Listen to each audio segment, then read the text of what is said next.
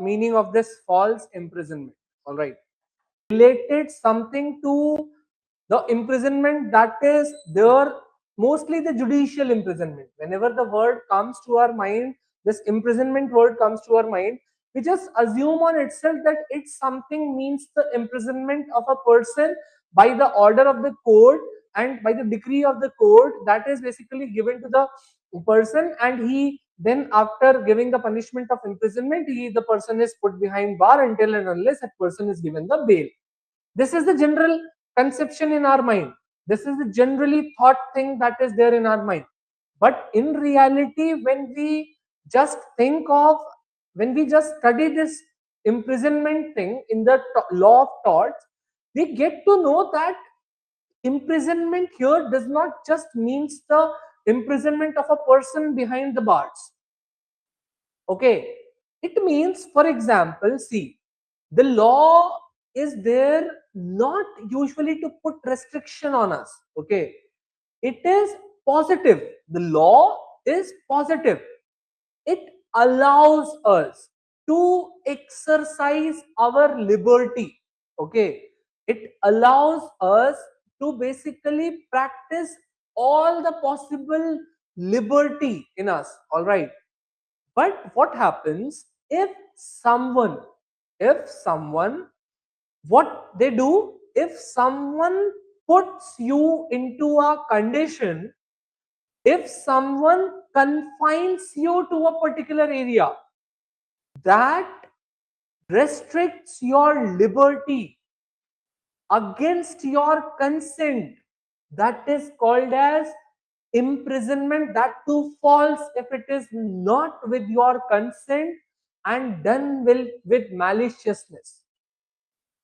If, for example, if I am restricting you within even the four walls of your room, if a doctor is restricting a patient inside the ward, if a person is restricting the neighbor by closing and by putting a lock in that person's house and not allowing that person to move freely outside of their house against their consent and against their will, that is also called as false imprisonment. False imprisonment is not always about the imprisonment done by the court. All right, we always hear about rigorous imprisonment. Okay, but we basically hears that for this crime, for this offense, you will be awarded this imprisonment. But this is not generally true about the law of torts, where we study about false imprisonment. All right, moving ahead, we get to know that here in the false imprisonment, if anyone in an unjustified manner, in the manner that the person cannot justify it. Let's say there is a police officer and that police officer is taking you in his or her custody. For that imprisonment, the police officer can justify it that I confine the freedom of this person because he has committed this particular crime, he has committed this particular offense. But false imprisonment happens, false imprisonment occurs when the person imprisons someone anywhere without any justified reason. Okay, and that restricts the person's freedom. Are you getting the point? That in turn restricts the person's freedom, where the person who is exercising this false imprisonment is having no legal authority to do that. Okay, when the person cannot leave, getting the point, where the person is stopped. For example, this person if puts the child inside this particular room, okay, and this child now cannot move, this act done by this person is having no legal authority to do this, and even the intent is to confine a person within a particular space with a fear to cause harm to that person. All right, so this particular instance will be called as false imprisonment. All right, For example, a person is locked in a room, he is asking the another person to let him be out, and this person is not acting within the legal authority. This person is not acting within its justifiable limits. Getting the point? And here, for example, this police officer now unlawfully detains this particular person. All right. Now a banker, a robber comes to a bank, confines all the person who are inside the bank to a particular space, putting arm in their head and asking them to be refrained or restricted to that particular place. All right. Now, for example, if a nurse confines an elderly person, a patient, restrains him within that particular space, or a robber, basically a terrorist, for example, holds the person hostage, makes them hostage, and confines them to a particular space, such an act without the use of legal authority, without justifiable means, is if exercised, and that restricts the freedom of a person to move freely, to exercise their rights, will be called as false imprisonment. But the only condition here is that by doing this, these acts were done without the consent of the another person over which this imprisonment is being done, and it is against their free will. All right. So such an act is often categorized as the acts of or the wrong of false imprisonment. All right. Are you able to understand? Clear? Any problem in this? Okay. So just write, right? We can now write in this. So write what is the meaning of false imprisonment. All right. What is the meaning of false imprisonment? Just write this. Very important to understand the exact meaning of false imprisonment. All right. Meaning. Okay. Right. False imprisonment refers to the false imprisonment refers to the unlawful refers to the unlawful and intentional restriction, unlawful and intentional restriction of a person's freedom of movement, of a person's freedom of movement without any legal justification, without any legal justification.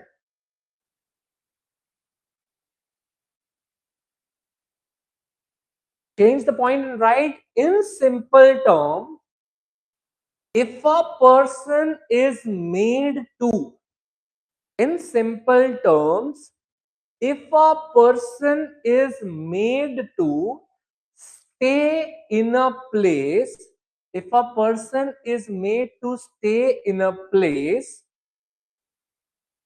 against their will, against their will, and they cannot leave, and they cannot leave, comma, it amounts to false imprisonment. It amounts to false imprisonment. Are you able to understand? All clear in the definition? Now there are certain key elements of false imprisonment. So let us see the first and the clear element and the core element. It is the total restraint of liberty of a person. Now, for example, if a person is confining the another person within a closed place without the liberty to move, that is basically restricting the liberty of the another person, completely restraining the liberty of another person to move from that place to another place. All right. So complete restriction within a bounded area and without any reasonable way to escape. Now, if for example, the person is giving the another person a proper way, that the doors are open and you can at any point of time escape from here, that will not amount to false imprisonment, because there a reasonable, a proper and a liberal way was there for the person to escape. The essential thing is that there must have been no way to escape that place. All right. Put the heading key elements of false imprisonment. Key elements of false imprisonment. Key elements of false imprisonment. Put the first heading, right? Total restraint of liberty. Total restraint of liberty. Okay, total restraint of liberty. Okay, right? There must be a complete, there must be a complete restriction. Okay, there must be a complete restriction and not a partial one. And the person must be confined within a bounded place. And the person must be confined within a bounded place. Right, full stop and then write within a bounded place. Even a small boundary like a room or an office space is enough.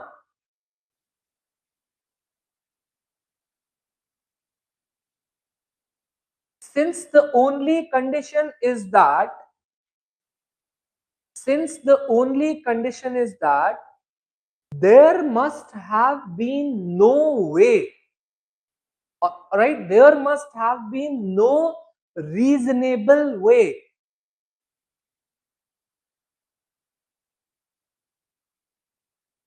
There must have been no reasonable way to escape that confinement.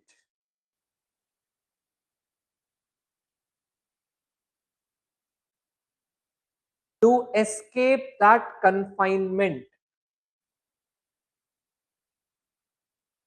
All right.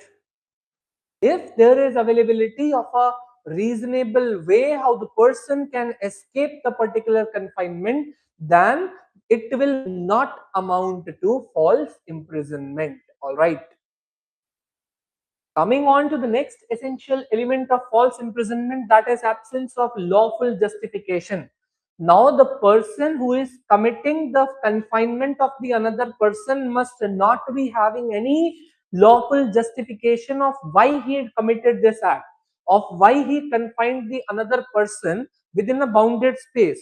So if in case there exists legal justification, the person doing that, whether being the state authority or the legal authority, if doing this within the justifiable limits, then this will not amount to false imprisonment. But if the person committing this false imprisonment is moving out of the justified sphere, all right, and basically doing this particular act, then it will be called as false imprisonment.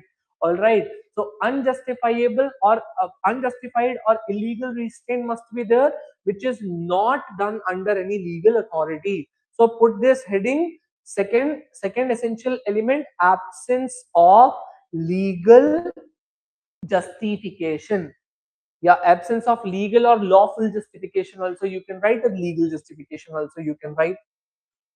Absence of any lawful or legal justification.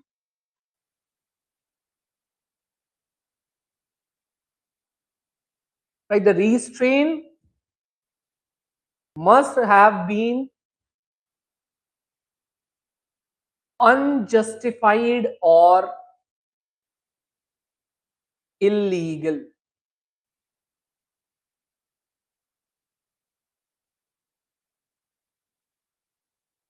Must have been unjustified or illegal. All right. And also write, if done under, you will write this in next point, if done under legal authority, if done under legal authority, example, legal or lawful arrest, comma, it will not amount to false imprisonment. It will not amount to false imprisonment.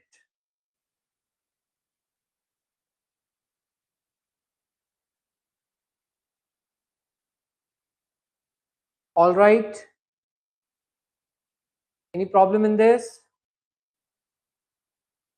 Sir Now, एक doubt था yes, कि sir yes. सब normally जैसे कि cases में अगर court का order आ जाता है फिर है ना इम्प्रिजनमेंट होता है इसमें अगर कोर्ट सपोज अगर पुलिस ने डायरेक्टली अरेस्ट करके किसी को डिटेन कर लिया तो भी फॉल्स इम्प्रिजनमेंट में Without, वो you are काउंट saying होगा that without the legal order. हाँ हाँ without any legal order See, मतलब without कोर्ट any में legal केस order, नहीं you are हुआ है saying that without the warrant, if the police is committing this particular imprisonment of the person, but now you will have to see the nature of the offense on the ground of which the police is doing that arrest. If that is heinous, then there is no legal requirement of any warrant. But if that is just a petty crime and still due to any personal or bias or arbitrary measure, the arbitrary interest the police is doing that, in that case that will amount to false imprisonment. You know, then there different the distinction between cognizable and non-cognizable offense will come. You are talking about just the tort. You are talking about the tort. In that case also, the ground will have to be taken into consideration. है ना? The ground. Okay. So on what ground you did? The word justification will then come. Whether the person doing that can justify it or not. है ना? Legal justification, not the emotional justification we are talking about.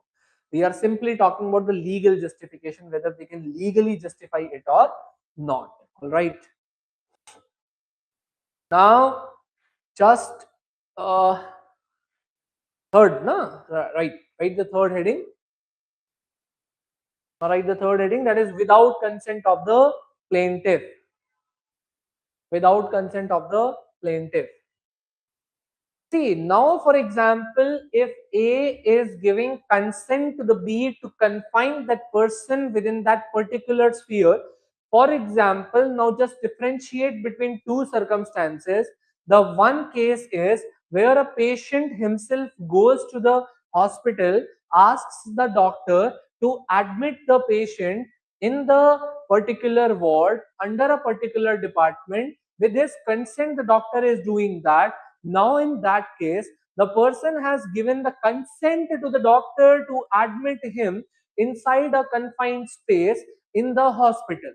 Now, but this same thing, if is happening without the consent of the patient, forcefully under, yeah, or basically with excessive force, if is happening, and here the patient has not given the consent to the doctor to do that, but still by using some anesthetic drug, by using some basically for example morphine, by using for example phenargan, the doctor is injecting that drug inside the patient and wrongfully without the consent, confining, admitting that patient inside that particular confined space, that will amount to false imprisonment. But the earlier case will not amount to false imprisonment. Why? Because in the earlier case, there was consent that was taken. All right.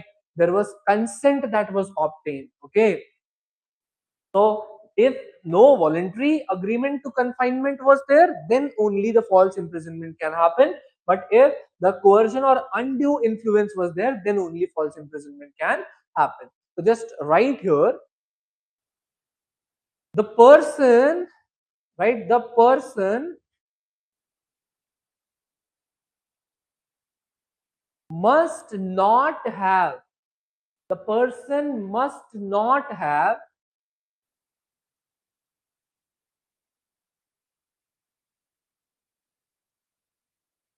the person must not have agreed to the confinement, must not have agreed to the confinement. Next point, if consent is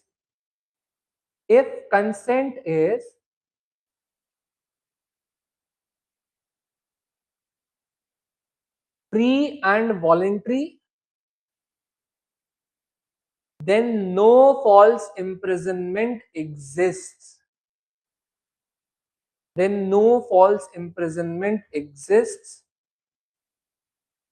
But if the consent is obtained by coercion or any undue influence,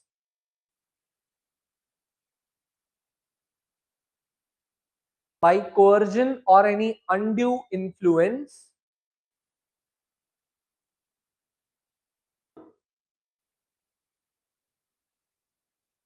still the imprisonment will be the false imprisonment.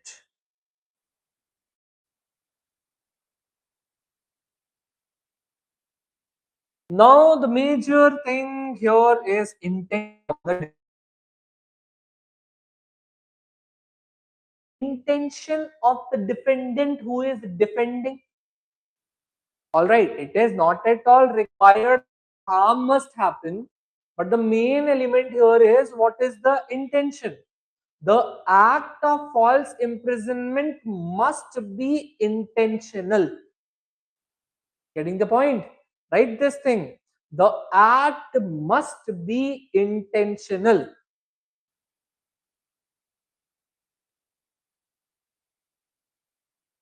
And if the act was not intended by the defendant, या ऐसे थोड़ा line गलत हो गई, don't write this, ऐसे लिखो, even if the thing that I am trying to convey is, even if the person did not intended any kind of harm, but still if just intended confinement, that I will just confine the person without causing the particular person any harm, but still this will be called as false imprisonment. Why? Because the ultimate necessity to prove false imprisonment is not harm, it is whether confinement has happened or not. Right?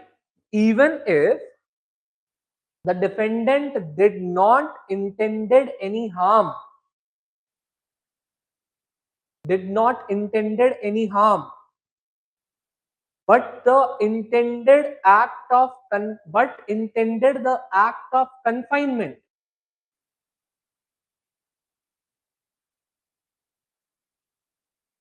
still the confinement will be regarded as false imprisonment. All right, still the confinement will result into false imprisonment.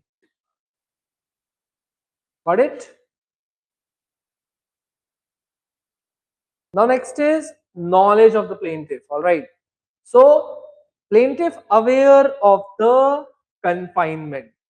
Now this might also be the possibility that the confinement of the defendant of the plaintiff has happened, but the defendant don't know whether he has committed the confinement.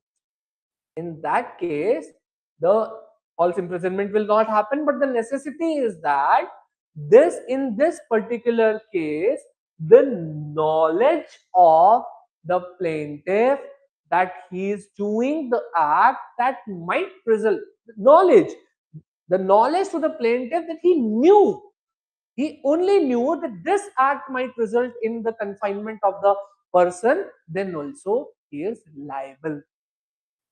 Right? Put the heading knowledge of the plaintiff.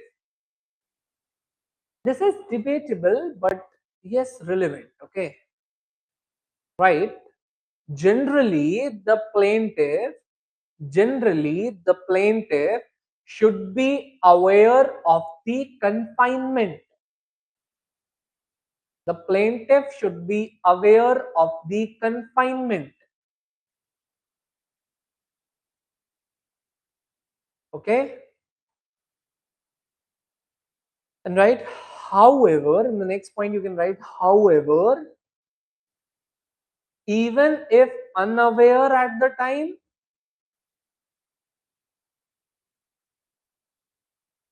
the court may still take into consideration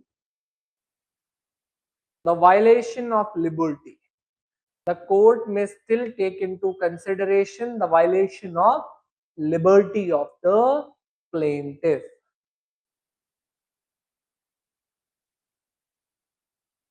All right.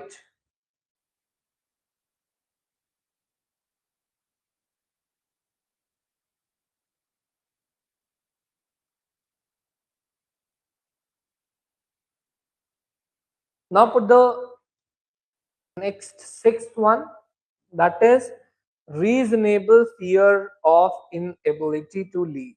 Okay. Now just imagine one circumstance or one scenario where a person has put arms on basically the on a person, all right, a person who has the intention to commit theft. What he do, he basically put arm on the head of the plaintiff and asks him to remain there, all right. Yes, the person knew, the plaintiff who was in the fear, he knew that just beside that person there is a door which he can open and just can go.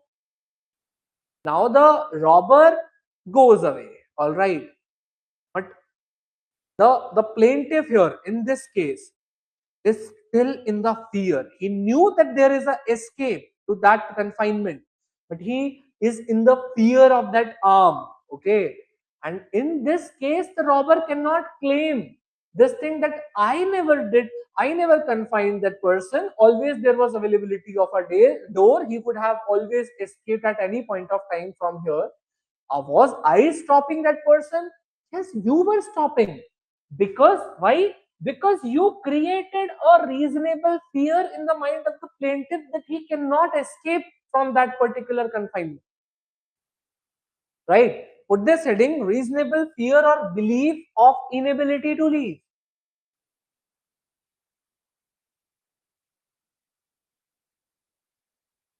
Inability to leave. Right? The person may not be physically locked.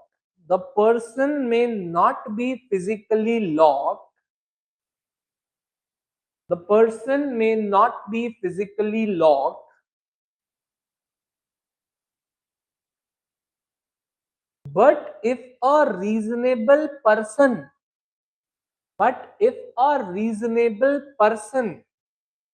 okay, not talking about hypersensitive individual, but if a reasonable person believes they cannot leave,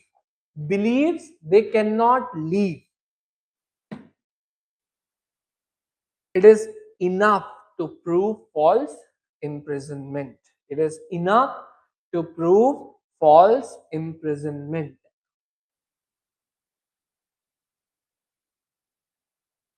All right. Example में write threat, comma armed presence, threat, comma armed presence, or authority pressure, theft, armed presence, or authority pressure.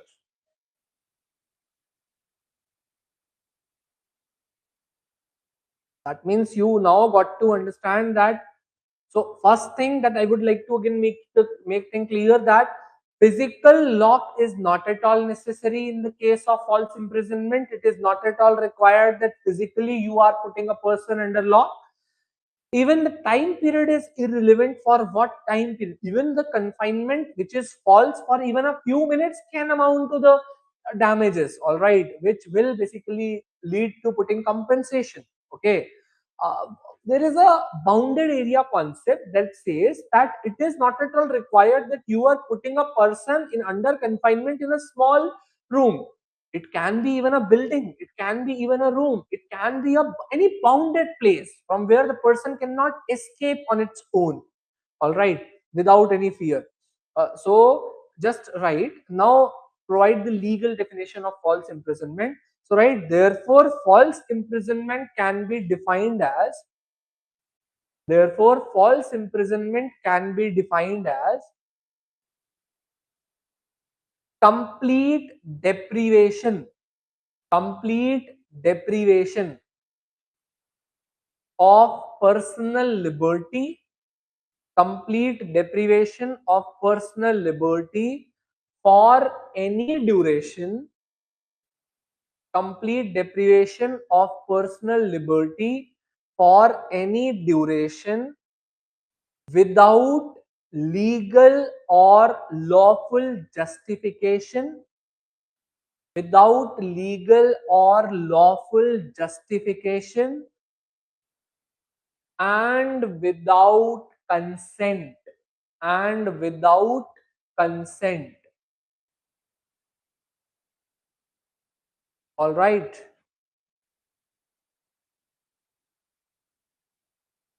Are you able to understand this? All clear? Any problem? Okay. Now let us understand some situational understanding of the false imprisonment. See, here a person is locked in a room. All right. The person is trying his best to get out of the confinement from this room, will be called as false imprisonment if there is not no consent obtained from this person to put the person inside this room, and this is against his will. All right. Next is the unreasonable detention by authority. For example, even this authority, the person in authority is doing this, but that is against the consent. Sorry, not against the consent, but basically unreasonable detention. Okay, that is not a reasonable detention, that is against the lawful authority. Okay, that is not according to the exercise of the lawful duty by the person in authority. All right. Next can be the bank robbery. Here the person is committing the robbery of the bank, and here the person is putting all the other persons, these many individuals are putting all the persons here under confinement, basically using all possible unlawful means without their consent. And basically the bounded concept will be there because they have bound these persons with fear within a certain particular bounded space and without even giving a reasonable chance to escape this particular bounded space. Okay. Next is medical nursing context. Now, for example, this lady is supposed there. Now, this nurse is putting this lady without her will, without giving her a chance to go, and has confined even what luxury beds are there, what luxury room is there. But still, even if it is basically not giving the lady the reasonable way to escape without her consent and non justifiable and not within the legal authorized limits, all right, then it will be false imprisonment. Now a hostage situation which we just saw in the bank robbery case. Now for example, the person has put these three without exercising the legal authority, without giving them the chance to get escape, all right, and without any lawful justification, putting these persons into confinement, making them hostage will amount to false imprisonment. All right. So these are the situations. All right, so put the heading situational understanding of the cases of false imprisonment.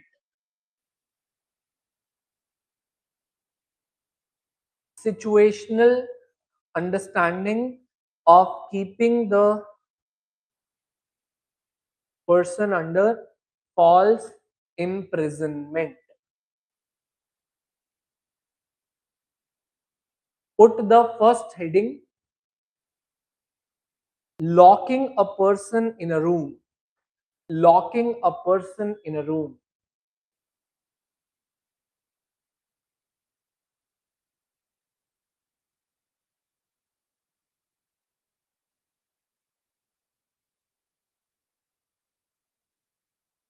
Locking a person in a room.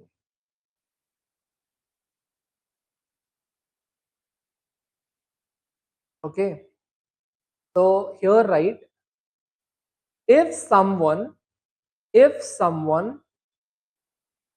locks another person without permission,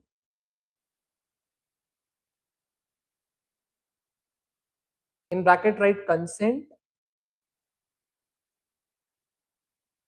it amounts to false imprisonment.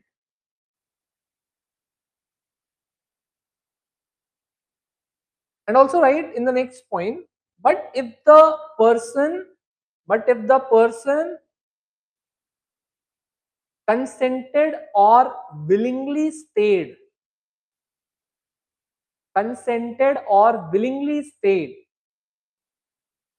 then no liability will be imposed. No liability will be imposed. All right.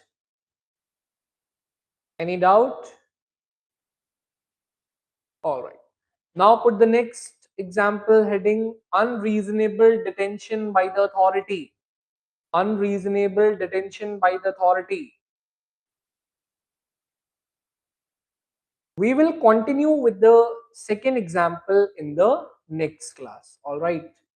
So let's continue in the next class. Until then, bye bye. Take care.